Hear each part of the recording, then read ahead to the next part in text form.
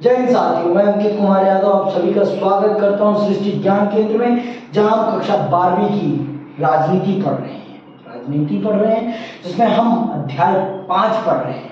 और अध्याय 5 में भी हम पढ़ रहे हैं समकालीन दक्षिण एशिया को। और इसमें आज हम पढ़ेंगे बांग्लादेश में लोकतंत्र और नेपाल में राजतंत्र और लोकतंत्र। लास्ट क्लास में हमने पढ़ लिया पाकिस्तान के विषय में, पाकिस्तान कैसे प्रारंभ हुआ, कैसे वहाँ लोकतंत्र और सेना का संघर्ष चलता रहता है। आप सब जान रहे हैं कि वहाँ पर सेना ही सब कुछ है, लोकतंत्र का कोई मायने नहीं है। तो आइए अब चल रहे हैं, हम समझ रहे हैं बांग्लादेश। जैसा कि आप सब जानते हैं 1947 से लेकर 1971 तक बांग्लादेश क्या कहलाता था? बांग्लादेश पूर्वी पाकिस्तान कहलाता था। 1971 के बाद बांग्लादेश का उदय होता है और फिर वो एक नई दशा के साथ आगे बढ़ना प्रारंभ करता है। तो आइए समझते हैं और जानते हैं बांग्लादेश के संबंध में। आइए समझते हैं और जानते हैं बांग्लादेश के संबंध में। ठीक है, 1947 से 1971 तक बांग्लादेश पाकिस्तान का अंग था। अंग्रेजी राज के समय के बंगाल और असम के विभाजित हिस्सों से पूर्वी पाकिस्तान का यह क्षेत्र बना था। समझ में आएगा? ये क्षेत्र असम और बंगाल को काटकर बनाया गया है। ये क्षेत्र जो है आपका बांग्लादेश, ये किस क्षेत्र को काटकर विभाजित करके बनाया गया था? असम को और बंगाल को। ठीक है, इनको विभाजित करके बनाया गया था। इस क्षेत्र के लोग पश्चिमी पाकिस्तान के दबदबे और अपने ऊपर उर्दू भाषा को लादने के खिलाफ थे, क्योंकि इस क्षेत्र में बंगाली बोली जाती थी, इनको उर्दू नहीं आती थी। और सडन किसी को आप भाषा चेंज करने के लिए कह दोगे तो वो संभव नहीं है, वो संभव है ही नहीं। पाकिस्तान ने अपनी ऑफिशियल लैंग्वेज किसे बना दिया था? उर्दू। और इन लोगों को उर्दू का भी नहीं आता था, क्योंकि इनकी मातृभाषा क्या थी? बंगाली। भैया अगर आप किसी की मातृभाषा परिवर्तित करना चाहोगे, जैसे उत्तर भारत के लड़कों के लिए अंग्रेजी एक बहुत बड़ा माउंट एवरेस्ट है ना, वैसे इनके लिए भी वो उसी प्रकार का था। जैसे गांव के बच्चों के लिए अंग्रेजी एक बहुत बड़ा हुआ है, उसी प्रकार से इनके लिए भी था। और भाषा के बिना तो जीवन संभव है ही नहीं, भाषा के बिना तो जीवन संभव है ही नहीं। भाषा के बिना तो जानवर और हम में क्या फर्क है? कुछ भी नहीं। जानवर और हम में क्या फर्क है? सिर्फ कि हम अपने भावों को व्यक्त कर सकते हैं और वो अपने भाव को व्यक्त नहीं कर पाते हैं। हमारे पास संवाद करने के लिए क्या है? भाषा है, और उनके पास वो नहीं है। यही तो हमें जानवर से इंसान बनाती है ना, नहीं तो हमने और जानवर में फर्क क्या है? कुछ नहीं। हमारी तो आज हमारी हरकतें तो उनसे भी खराब हो गई है ना, हम आज उनसे भी खराब हरकतें कर रहे हैं, तो हमें उनमें ज्यादा फर्क नहीं है। सिर्फ यही फर्क है कि हमारे पास अपनी खुद की भाषा है, हमारे पास हमारी खुद की भाषा है। तो जब उनसे उनकी भाषा में बोलने, बात करने और उन्हें एक नई भाषा सीखने के लिए मजबूर किया जाने लगा, तो उनकी जनता में इस चीज के लिए आक्रोश पैदा होता है। उनकी जनता में इस चीज के लिए आक्रोश पैदा होता है, और जो होता है वो फिर पूरी दुनिया से छिपा नहीं। आगे सुनिए।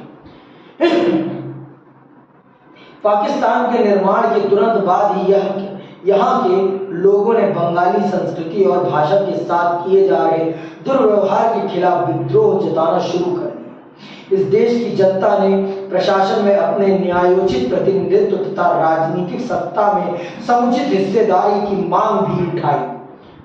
मतलब इनको इनकी जितनी जनसंख्या थी उसके हिसाब से इनको ना राजनीतिक प्रतिनिधित्व मिल रहा था, ना नौकरशाही में काम मिल रहा था, इनके साथ भेदभावपूर्ण व्यवहार किया जा रहा है। इनको दोयम दर्जे का नागरिक माना जा रहा था।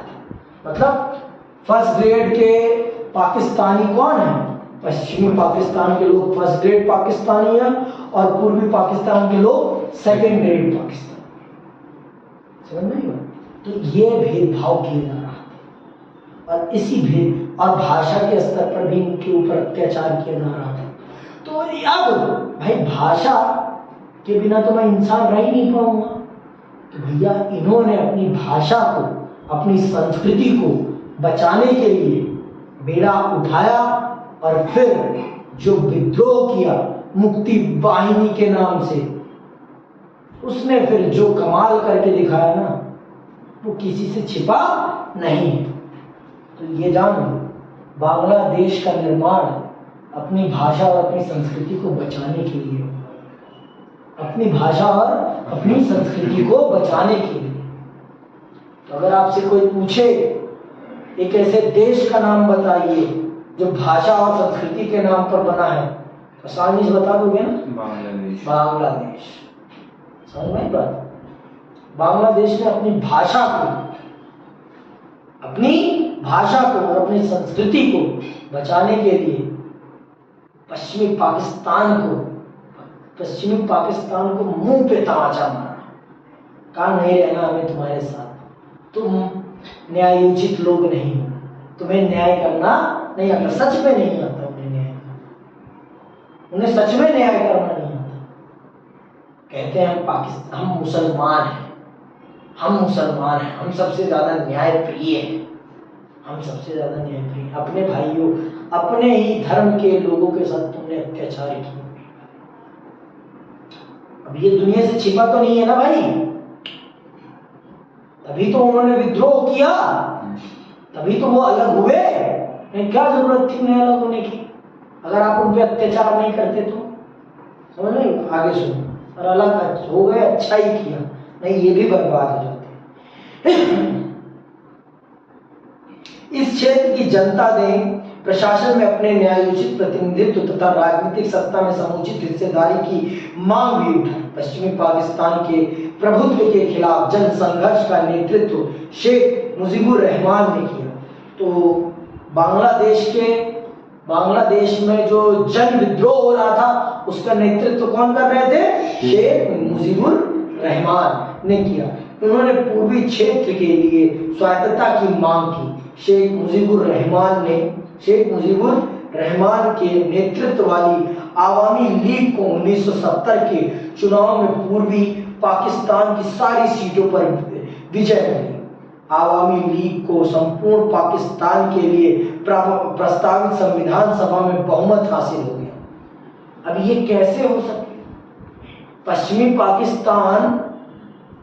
पाकिस्तान के लोग ये कैसे एक्सेप्ट कर लें कि उनके लिए जो संविधान बनेगा वो कौन बनाएगा? वो पूर्वी पाकिस्तान के नेता बनाएंगे।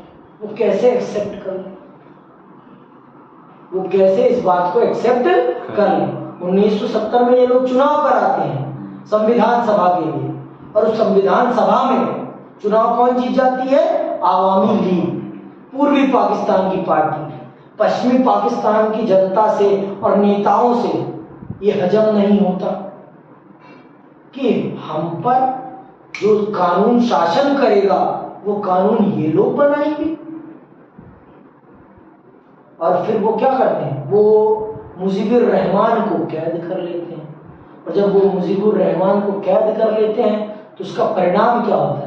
उसका परिणाम ये होता है कि पूर्वी पाकिस्तान उठ खड़ा होता है और जन विद्रोह कर देता है, और उस जन विद्रोह को दबाने के लिए पाकिस्तान अपनी सेना भेजता है, और उस सेना को भेजने के लिए उसे भारत से जाना पड़ता है। कैसे जाए भाई? और जब वो वहां उनकी सेना जाकर अत्याचार करना स्टार्ट करती है तो वहां की जनता भारत में घुसना स्टार्ट करती है। भारत भी उस समय इतना आर्थिक रूप से मजबूत नहीं था कि इतने ज्यादा लोगों, इतने बड़े शरणार्थियों को अपने देश में पनाह दे सके। तो भारत को मजबूरन इस युद्ध में कूदना पड़ता है, और भारत कूदता है, और भारत बांग्लादेश को एक आजाद देश बना देता है। सुनो ध्यान से। लेकिन सरकार पर पश्चिमी पाकिस्तान के नेताओं का दबाव था और सरकार ने इस सभा को आहूत करने से इनकार कर दिया। शेख मुजीबुर को गिरफ्तार कर लिया गया। जनरल याहिया खान के सैनिक शासन में पाकिस्तानी सेना ने बंगाली जनता के आंदोलन को कुचलने की कोशिश की। हजारों लोग पाकिस्तानी सेना के हाथों मारे गए। इस वजह से पूर्वी पाकिस्तान से बड़ी संख्या में लोग भारत पलायन कर गए। भारत के सामने इन शरणार्थियों को संभालने की समस्या आन खड़ी हुई। भारत की सरकार ने पूर्वी पाकिस्तान के लोगों की आज़ादी की मांग का समर्थन किया और उन्हें वित्तीय और सैन्य सहायता दी। इसके परिणाम स्वरूप 1971 में भारत और पाकिस्तान के बीच युद्ध छिड़ गया। युद्ध की समाप्ति पूर्वी पाकिस्तान में पाकिस्तानी सेना के आत्मसमर्पण तथा एक स्वतंत्र राष्ट्र बांग्लादेश के निर्माण के साथ हुई। युद्ध हुआ। युद्ध में क्या हुआ? युद्ध की समाप्ति कैसे हुई? युद्ध की समाप्ति पूर्वी पाकिस्तान को एक नए देश के रूप में बना के हुई और पाकिस्तानी सेना के आत्मसमर्पण के साथ हुई। वो दुनिया का सबसे बड़ा आत्मसमर्पण है। दुनिया का सबसे बड़ा आत्मसमर्पण है, ये बात जान लो। जिसमें सबसे अधिक सैनिकों ने आत्मसमर्पण किया है, 71,000 सैनिकों ने। समझ में बात? बांग्लादेश ने अपना संविधान बनाकर उसमें अपने को एक धर्मनिरपेक्ष, लोकतांत्रिक तथा समाजवादी देश घोषित किया। बहरहाल 1975 में शेख मुजीबुर रहमान ने संविधान में संशोधन कराया और संसदीय प्रणाली की जगह अध्यक्षात्मक शासन प्रणाली को मान्यता मिली। शेख मुजीबुर ने अपनी पार्टी आवामी लीग को छोड़कर अन्य सभी पार्टियों को समाप्त कर दिया। इससे तनाव और संघर्ष की स्थिति पैदा हुई। शेख मुजीबुर भी तानाशाह बनना चाह रहे थे, तानाशाह बनने की राह पर निकल पड़े थे। कौन? शेख मुजीबुर। और शेख मुजीबुर इस पे निकले तो जनता ने भी कहा कि भैया तानाशाही तो हम किसी की भी नहीं सहेंगे, तानाशाही तो हम किसी की भी नहीं सहेंगे। जब हम इतनी बड़ी सेना का मुकाबला कर सकते हैं तो तुम तो एक आदमी हो भैया, तुम कौन हो? तुम भी तो एक आदमी हो, तुम्हारे लिए खटिया खड़ी बिस्तरा बोल कर देंगे। सुनो क्या बात।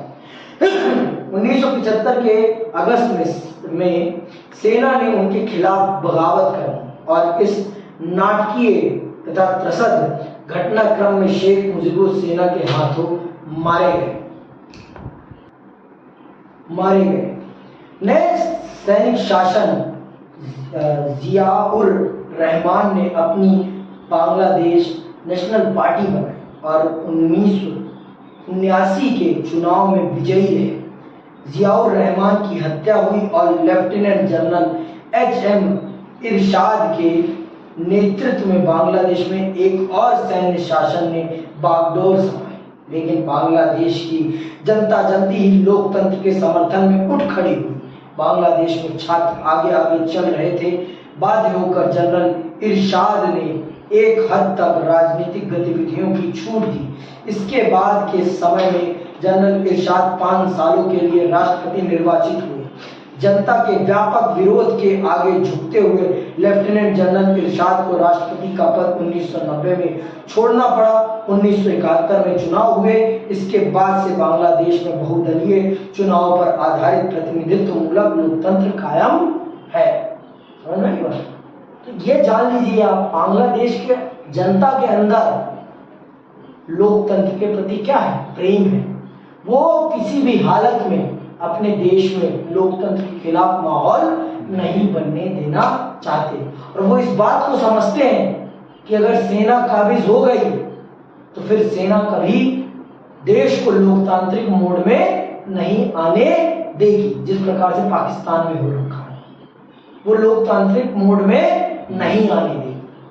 और अगर देश लोकतांत्रिक मोड में नहीं आएगा तो वो भी इस बात को समझ गए थे कि जो स्थिति पाकिस्तान की है वो स्थिति हमारी भी हो जाएगी, हम भी किसी के हाथ के कठपुतली बन जाएंगे, हम भी संप्रभुत्व राष्ट्र नहीं रह पाएंगे, संप्रभुत्व राष्ट्र नहीं रह पाएंगे, सोवरेनिटी हमारी बची नहीं रह पाएगी। तो उन्होंने दोनों ही या कहिए कि तीनों प्रकार की तानाशाहियों का जमकर विरोध किया और अपने देश को एक लोकतांत्रिक राजनीतिक चरित्र से बाहर नहीं आने। अब आते हैं हम किस पर, अब हम आते हैं नेपाल। नेपाल में राजतंत्र और लोकतंत्र को समझते हैं। आप सबको पता होना चाहिए नेपाल शुरू से ही एक राजशाही के अंतर्गत चला आता हुआ देश था, ठीक है।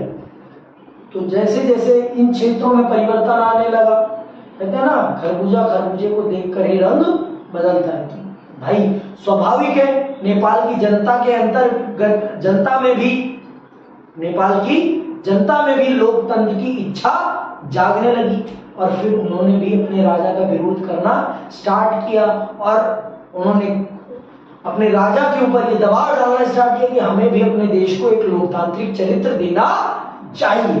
तो आइए समझते हैं कि नेपाल में राजतंत्र से लोकतंत्र कैसे आया। नेपाल अतीत में एक हिंदू राज्य था, फिर आधुनिक काल में कई सालों तक यहाँ संवैधानिक राजतंत्र रहा। संवैधानिक राजतंत्र के दौर में नेपाल की राजनीतिक पार्टियां और आम जनता ज्यादा खुले और उत्तरदायी शासन की आवाज उठाते रहे, लेकिन राजा ने सेना की सहायता से शासन पर पूरा नियंत्रण कर लिया और नेपाल में लोकतंत्र की राह अवरुद्ध हो गई। तो शुरू में भाई शुरू की कहानी आप सब ये जानते कि पूरे विश्व में ही राजशाही थी, सब जगह राजा का ही शासन होता था। वैसे ही नेपाल में भी था, नेपाल एक हिंदू राष्ट्र भी था। जब इधर के देश लोकतांत्रिक होने लगे तो राजा ने अपनी सत्ता को बचाने के लिए अपने शासन को क्या बना दिया, लोकतांत्रिक राजशाही कायम कर दिया कि जनता को अधिकार दे दिए पर अपने आप को ही शासन का केंद्र बिंदु बनाए रखा। और सेना थी भाई, सेना के बलबूते पर राजा ने अपने विरोधियों को पूर्ण रूप से कस के रखा और लोकतंत्र के लिए उठने वाली आवाजों को दबा दिया। लेकिन कहते हैं ना, जिस चीज की हवा चल गई वो हवा फिर रुकती नहीं है। तो क्या होता है सुनो। एक मजबूत लोकतांत्रिक समर्थन आंदोलन की चपेट में आकर राजा ने 1990 में नए लोकतांत्रिक संविधान की मांग मान ली। नेपाल में लोकतांत्रिक सरकारों का कार्यकाल बहुत छोटा और समस्याओं से भरा था। 1990 के दशक में नेपाल के माओवादी नेपाल के अनेक हिस्सों में अपना प्रभाव जमाने में कामयाब हुए। माओवादी राजा और सत्ताधारी अभी जन के खिलाफ सशस्त्र विद्रोह करना चाहते थे। इस वजह से राजा की सेना और माओवादी गुरिल्लों के बीच हिंसक लड़ाई छिड़ गई। कुछ समय तक राजा की सेना लोकतंत्र समर्थकों और माओवादियों के बीच त्रिकोणीय संघर्ष हुआ। 2002 में राजा ने संसद को भंग कर दिया और सरकार को गिरा दिया। इस तरह नेपाल में जो भी थोड़ा बहुत लोकतंत्र था उसे राजा ने खत्म कर दिया। समझना क्यों? यहाँ पर ये जो समय काल था 1990 के समय काल में, यहाँ पर एक त्रिकोणीय संघर्ष हो जाता है। किनके बीच? लोकतंत्र समर्थकों के बीच में, माओवादियों के बीच में और राजा के बीच में। भाई राजा तो चाहता ही था कि उसका शासन हमेशा कायम रहे, हमेशा सत्ता के केंद्र में वो ही है। तो इन तीनों के झगड़े में राजा ने सेना का प्रयोग करते हुए इन दोनों को स्मैश कर दिया और लोकतंत्र को समाप्त कर दिया, लोकतांत्रिक सरकार को अवरुद्धित कर दिया कि कोई लोकतांत्रिक सरकार नहीं चाहिए।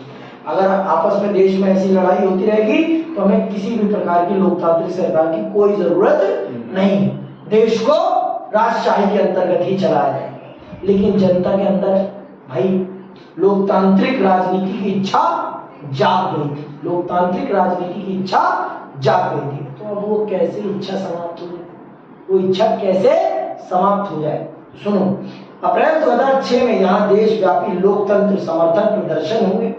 संघर्षरत लोकतंत्र समर्थक शक्तियों ने अपनी पहली बड़ी